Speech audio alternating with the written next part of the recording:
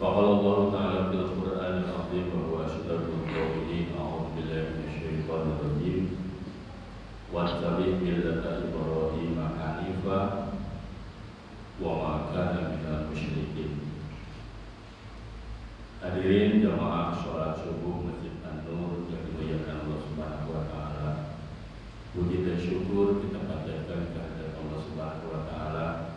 Alhamdulillah di pagi hari ini kita bisa melaksanakan salah satu perintah Allah Subhanahu wa taala, yakni sholat subuh, dan alhamdulillah diberjamaahkan. Mudah-mudahan aktivitas kita senantiasa diridhoi oleh Allah Subhanahu wa taala. Hidup dan kehidupan kita senantiasa diberikan keberkahan oleh Allah Subhanahu wa taala. Hidup dalam keadaan istiqomah, ketika mati nanti dalam keadaan husnul khotimah. Sholawat beserta salam selamanya terlimpahkan kepada panutan kita kami besar Muhammad sallallahu alaihi wasallam, pada keluarganya, para sahabatnya, tabi'in dan tabi'atnya, dan yang turut pada kehidupannya sampai kiamat. Hadirin rahimakumullah, beberapa hari yang lalu kita melaksanakan sholat Idul Adha, kemudian kurban, kemudian dilanjutkan dengan tasyrik, dan alhamdulillah sudah dari beberapa hari kemarin juga jamaah-jamaah haji sudah mulai pulang ke halamannya masing-masing, gitu ya. Kita doakan juga jamaah haji yang menunaikan ibadah haji di tahun ini mudah-mudahan menjadi haji mabrur dan mabrur sampai ke negaranya masing-masing dalam keadaan selamat.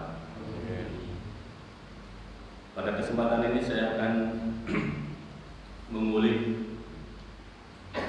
salah satu yang jadi contoh bagi kita, apalagi kejadian di bulan haji, aktivitasnya itu mayoritas kita ngikutin milahnya Ibrahim. Sebagaimana firman Allah Subhanahu wa taala, wattabi millata Ibrahim hanifan, dan ikutilah milahnya Ibrahim yang condong akan kebenaran, wa ma kana minal musyrikin, dan Ibrahim itu bukan termasuk dari golongan orang-orang yang musyrik. Saya mengutip dalam kitab Nasyai'ul Iman, selain punya gelar Ulul Azmi, ada 5 Nabi dan Rasul yang Allah jadikan Ulul Azmi karena ketabahan dan kesabarannya. Salah satunya dan Nabi Ibrahim. Nabi Ibrahim punya gelar khusus namanya Khalilullah. Khalilullah itu artinya kekasih Allah. Qila li Ibrahim, ditanyakan kepada Nabi Ibrahim, li ayyi syai'in ittakhadhallaha khalila. Wahai Ibrahim, apa faktor penyebab utamanya engkau dijadikan oleh Allah Subhanahu wa taala sebagai khalil, kekasih Allah? Qala bisalah sati asya. Allah memberikan gelarku dengan gelar Khalilullah dikarenakan 3 hal. Yang pertama, ikhtartu amrallah ala amri ghalihi. Aku lebih mengutamakan perintah Allah dibandingkan perintah-perintah yang lain. Wa mahtamamtu bima taqabbalallahu li. Yang kedua, aku tidak pernah mengkhawatirkan apapun yang sudah dijamin Allah kepadaku, terutama urusan rezeki, tidak pernah khawatir. Wa ma taqaddaitu wa ma ta'asyaitu illa ma'adhaitu. Dalam redaksi lain, wa ma ta'asyaitu wa ma taqaddaitu illa ma'adhaitu. Yang ketiga, aku dikasih gelar Khalilullah karena rata-rata ketika aku makan baik sore maupun pagi, gak pernah mau makan kecuali makannya harus dengan tamu. Nah, dari ketiga hal itu mungkin bisa kita contoh kenapa seorang Ibrahim menjadi kekasihnya Allah. Yang pertama tadi, karena Nabi Ibrahim selalu mendahulukan perintah Allah di atas perintah-perintah yang lain. Pertanyaannya, bagaimana dengan kita? Ketika Allah Subhanahu wa taala memerintahkan kepada Nabi Ibrahim untuk memerangi kemusyrikan, yang mana pada saat itu Raja Namrud yang berkuasa di Babylon, daerah Irak sana, dan para pengikutnya mayoritas kebanyakan mereka adalah penyembah berhala. Kemudian Nabi Ibrahim berdakwah kepada mereka, ditertawakan.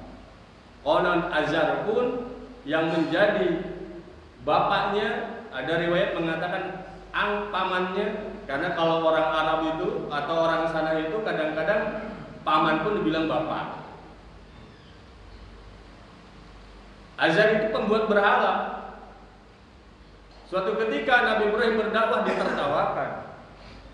Dan akhirnya perintah Allah itu datang ketika Raja Babilonia atau Raja Namrud dan para pengikutnya mengadakan pesta di satu tempat. Nabi Ibrahim datang ke tempat penyembahannya Raja Namrud dan para pengikutnya. Tanpa pikir panjang, semua berhala-berhala yang ada di tempat itu dihancurkan oleh kapaknya Nabi Ibrahim alaihissalam. Tidak ada yang tersisa satupun kecuali yang paling besar. Suatu ketika Raja Namrud dan para pengikutnya masuk ke ruangan tempat peribadatan mereka. Betapa kagetnya bahwasanya Tuhan-Tuhan mereka sudah berserakan di lantai. Kemudian dengan marahnya Namrud pun memanggil seluruh rakyatnya dan menanyakan siapa yang berani-berani sudah menghancurkan Tuhan-Tuhan kita. Rupanya aksinya Ibrahim itu ada yang ngintip dan dilaporkan bahwasanya yang menghancurkan itu adalah Ibrahim alaihissalam. Kemudian Nabi Ibrahim pun dipanggil dan diinterogasi. Hei Ibrahim, aku mendapatkan kesaksian bahwa yang menghancurkan Tuhan-Tuhan kami ini adalah engkau. Apakah benar? Jadi ketika aksinya itu berlangsung, kapaknya setelah menghancurkan berhala-berhalanya itu disimpannya di berhala yang paling besar. Ibrahim pun menjawab, tidak Tuhan, kami mendapatkan saksi engkau yang melakukannya. Tidak Tuhan. Kalau nggak percaya, silakan Tuhan tanyakan kepada Tuhan-Tuhan yang paling besar itu. Raja Namrud pun langsung marah. Hei Ibrahim, apa engkau sudah gila?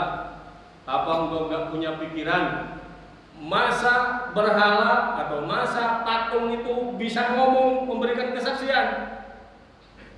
Maaf Tuhan, apakah Tuhan nggak lebih gila? Apakah Tuhan nggak lebih edan? Apakah Tuhan nggak lebih punya akal? Sudah tahu bahwasanya berhala itu gak bisa ngomong, gak bisa memberikan kemanfaatan, gak bisa memberikan kemudaratan. Kenapa kalian sembah-sembahin mereka? Jadi apa yang terjadi? Itu sifat patonahnya para nabi itu. Patonah itu pintar gitu kan.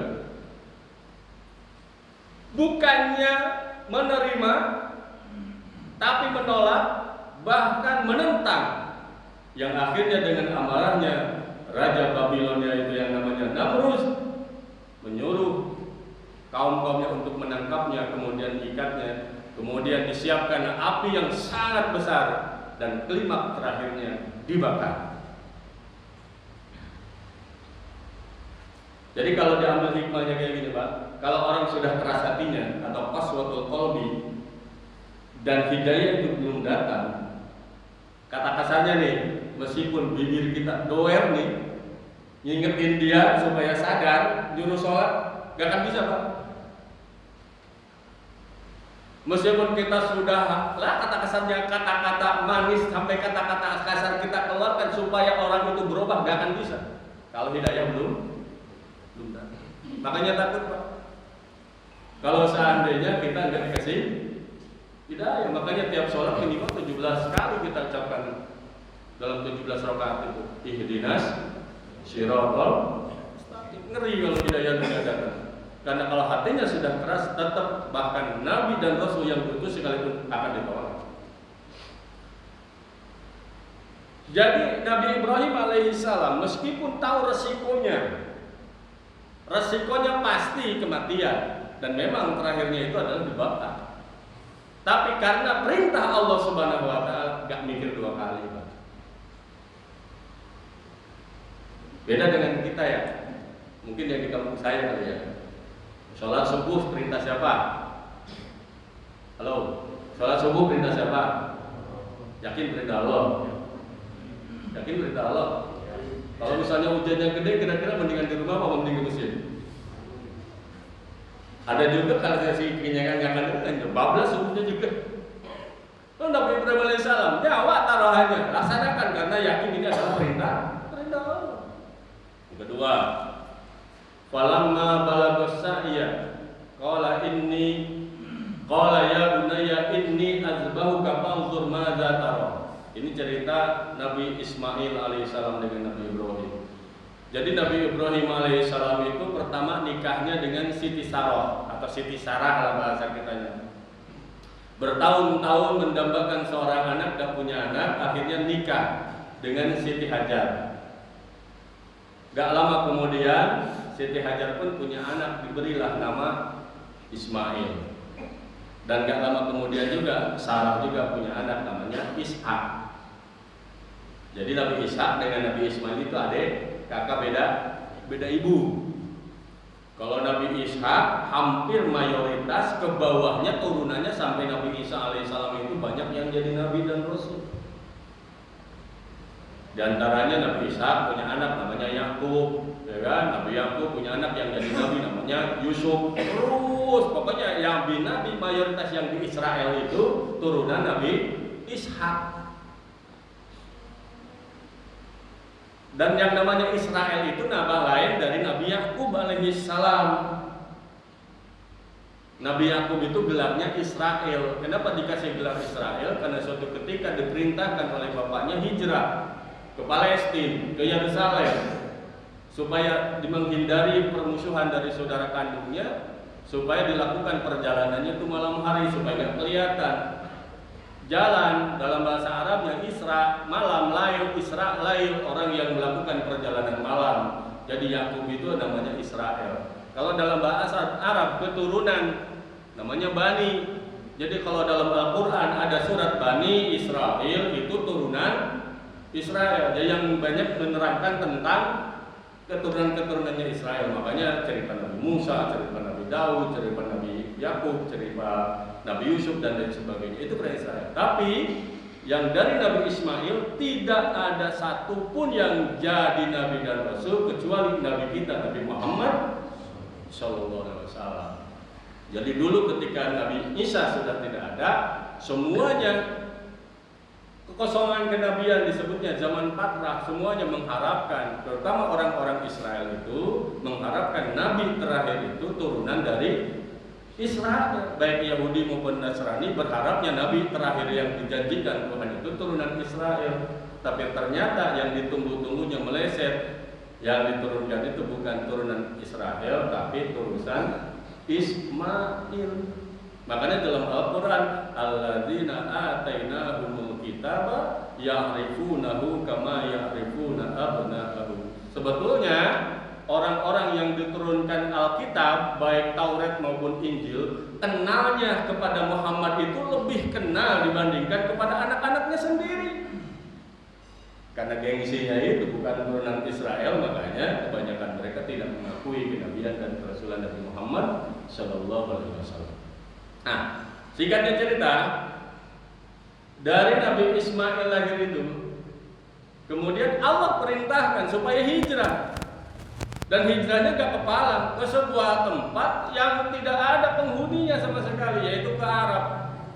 Arabnya di mana? Ya di Bakkah. Bakkah itu apa? Yang sekarang Bakkah. Karena kalau dalam Al-Quran, Mekah itu awalnya itu Bakkah. Inna awwala baiti wudi'a lin-nas lalladzi bi Bakkata mubarakan wa hudal lil alamin. Di sebuah lembah yang tidak ada penghuninya, yang tidak ada pohon-pohonan tumbuh dan lain sebagainya. Yang dibawa oleh Ibrahim untuk anak dan istrinya itu cuma beberapa butir kurma saja dan beberapa tetesan air lah kata kasarnya.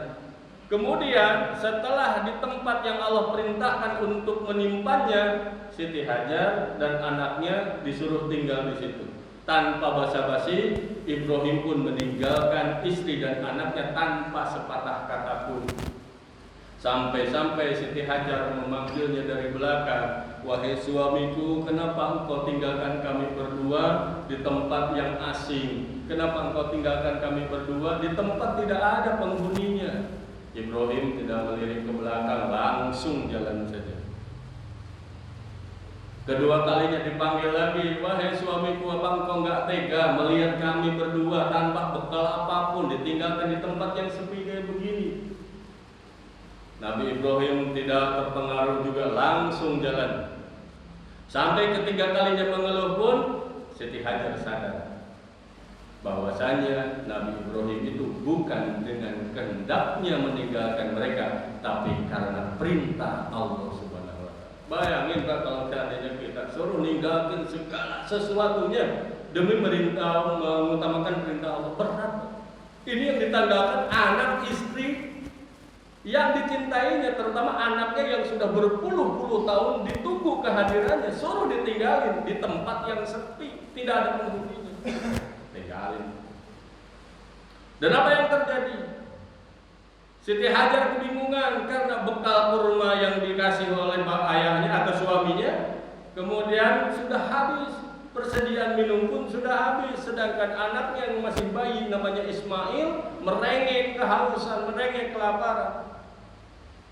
Akhirnya dalam keputusasaannya Siti Hajar masih berharap sama Tuhannya. Dia lari ke Gunung Sofa, ke Gunung Purwa, naik lagi, kemudian sampainya di puncaknya, ditengoknya kiri kanan, barangkali ada kafilah yang lewat, barangkali ada yang bawa air. Tidak mendapatkan, turun lagi, naik lagi sampai 7 kali putaran. Itu yang namanya sa'i kalau istilahnya. Dan pada saat itu sudah dalam keadaan dia berserah diri kepada Allah Subhanahu wa Ta'ala. Keajaiban itu datang, di kaki kanannya Ismail kecil tersebut kemudian mengeluarkan air yang disebut Jam-Jam sekarang. Itu perjalanan kedua. Berat gak kira-kira ninggalin anak istri yang kita cintai di tempat yang asing, gak ada siapapun karena perintah Allah? Berat Pak. Kadang-kadang kita mau sholat ada digondelin istri aja ya, kadang-kadang. Istri sih kadang-kadang bisa, tapi kalau kita punya anak baru satu-satunya, lucu-lucunya, mau pergi sholat aja kadang-kadang digondelin anak, tapi bisa jadi gak jadi berangkat ke masjid.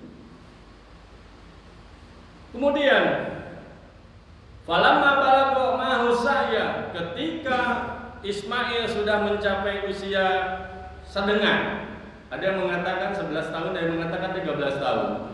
Nabi Ibrahim itu kan datang lagi ke Mekah, nengok anak istrinya. Jadi bukan Bang Toyib lagi Pak. Bang Toyib cuma berapa kali? 3 kali lebaran, 3 kali puasa. Udah berpuluh-puluh tahun datang lagi. Oh, udah datang lagi baru beberapa hari saja. Tiba-tiba Nabi Ibrahim bermimpi, diperintahkan oleh Allah anak kesayangan itu suruh dikurbankan, suruh disembelih.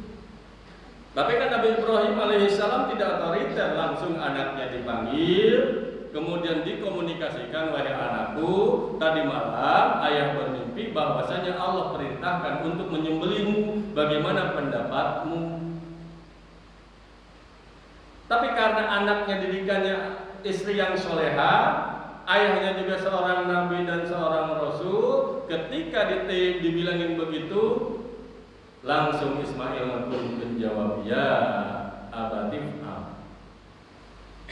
Wahai ayah, lakukanlah kalau memang itu adalah perintah Allah. Satajiduni insyaallah minas sabirin. Dan engkau akan mendapatiku dari golongan orang-orang yang sabar. Nah, karena memang chemistry-nya kayak begitu luar biasa, Nabi Ibrahim semuanya karena perintah Allah, Ismail pun yakin itu perintah Allah, maka ketika perintah itu dilakukan, maka Allah hadiahin yang tadinya Ismail yang disembelih diganti oleh seekor kibas yang dari surga. Sampai klimaknya demikian Pak perjuangan para nabi dan rasul. Pantas saja dikasih gelar Khalilullah, diutamakan yang lain-lainnya dibandingkan perintah-perintah yang lain. Itu yang pertama. Itu jam berapa ya? Masih. Saya dikasih waktu 27 menit kalau panitia paling lama katanya. Udah ada 30 menit belum Pak? Belum ya? Jangan lama-lama, 27 menit saja. Nah, kemudian yang kedua, wa mahtamamtu bima takafallahu.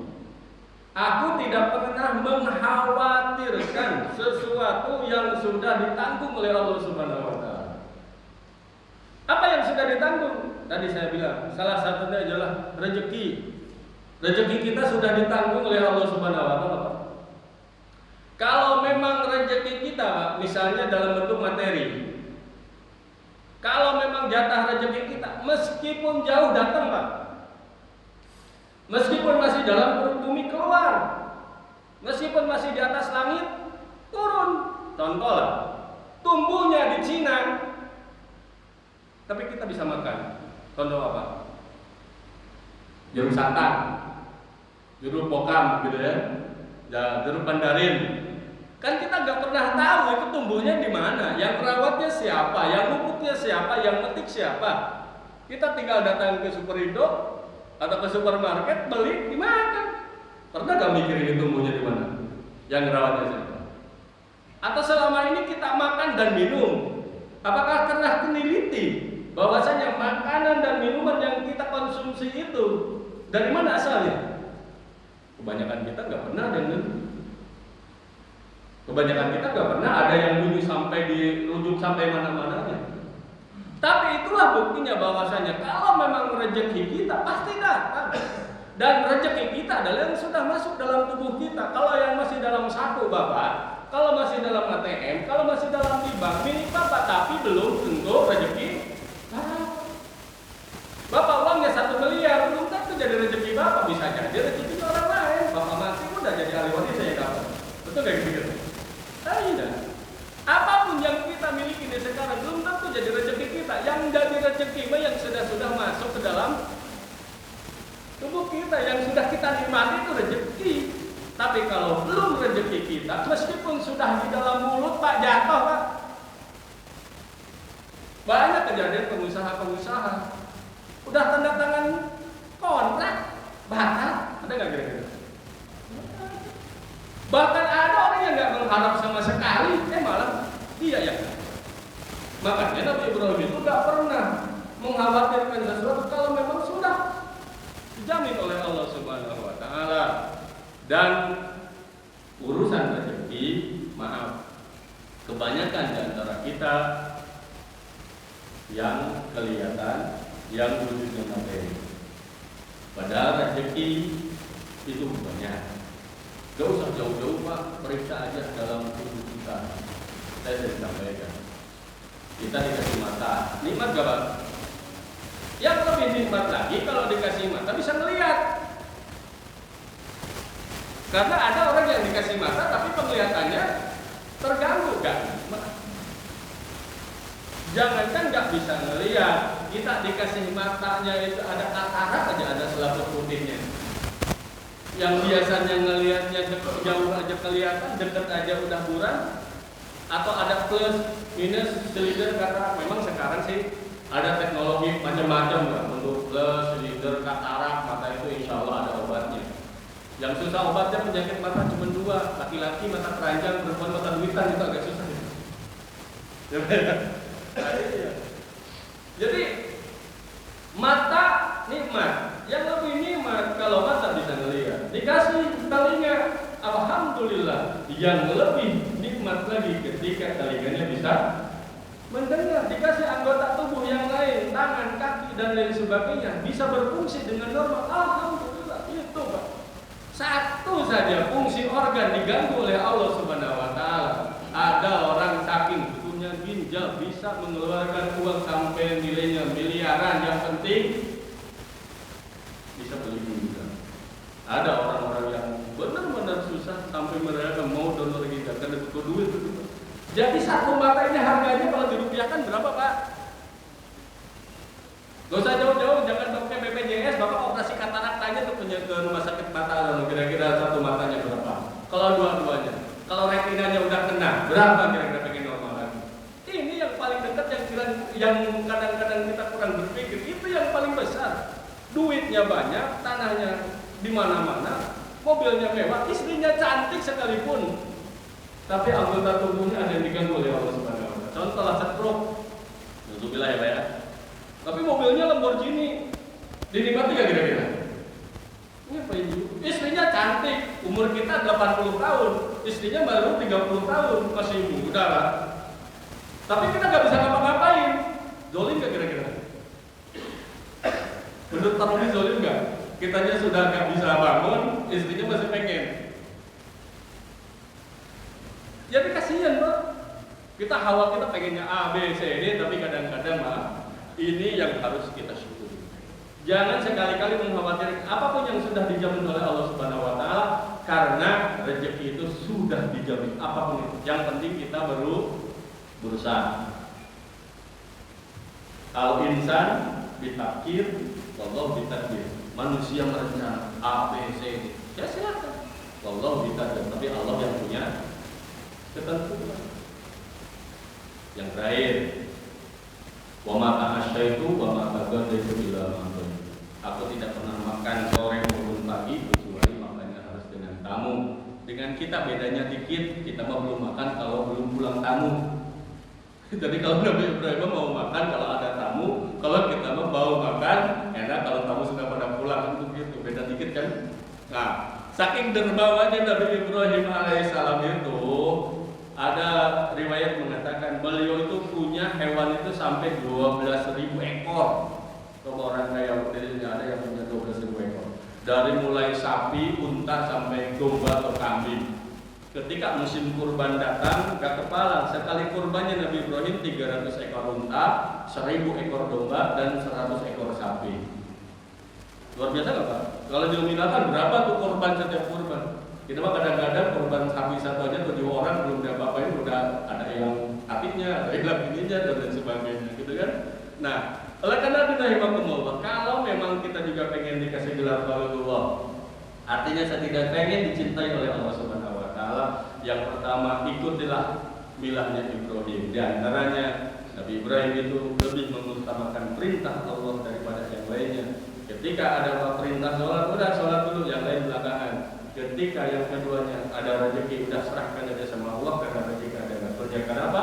Karena kalau sudah rezeki kita, kadang-kadang mah urusan rezeki dikejar lari, kita diam, kadang-kadang ya kalau orang Sunda namanya nggak bisa tahu kalau ya kan, ayo ketika dikejar malah lari kan. Nah, semuanya ada kadarnya. Kita nggak tahu kapan kita jadi orang kaya. Yang jelas jadi orang kaya tidak ada kepastian, jadi orang miskin kita nggak pasti, tapi kalau mati pasti. Jadi yang satu-satunya kepastian bagi kita adalah mati.